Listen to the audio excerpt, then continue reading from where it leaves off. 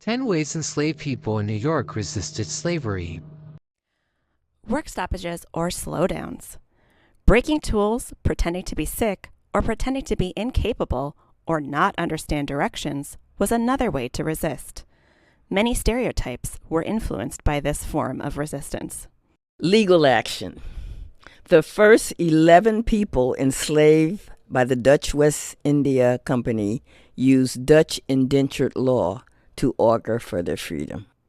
Negotiation. Nicholas Cartagena, enslaved by Frederick Phillips I, was a skilled translator and used that position of power to negotiate his freedom. Skills. Caesar, the enslaved miller, held power over white tenant farmers as he determined the value of their crops. Skills also helped some enslaved people earn tips or gave them leverage in negotiations, like with Nicholas Cartagena. Self-emancipation. Many enslaved people resisted by running away. Period newspapers are full of runaway ads like this one for Galloway, a man who skillfully took advantage of the political situation of the time to make his escape. Revolt. Revolts on slave ships were common, but resistance did not end once arriving in port. In the insurrection of 1712, recently arrived Africans fomented a rebellion in Manhattan. In 1741, others, including Galloway, used arson to strike fear in the heart of New York City. Military service.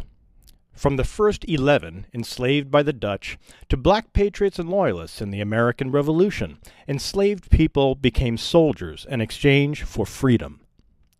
Cultural persistence. Maintaining language, religious beliefs, music, dance, and art in the face of cultural erasure was another way to resist enslavement. The Afro-Dutch holiday of Pinkster became a vehicle for connecting families and an opportunity for African-born elders to train the next generation in cultural practices. Choosing to live or not. The transatlantic slave trade was brutal, and although many people had no choice, some people resisted by choosing not to survive it. Others decided to persist, and survival in spite of the brutality was another method of resistance. And finally, joy. Taking pride and joy in work, sharing joy with family, and celebrating holidays like Pinkster was an important way for enslaved people to resist despair and hopelessness in the face of enormous trauma and brutality.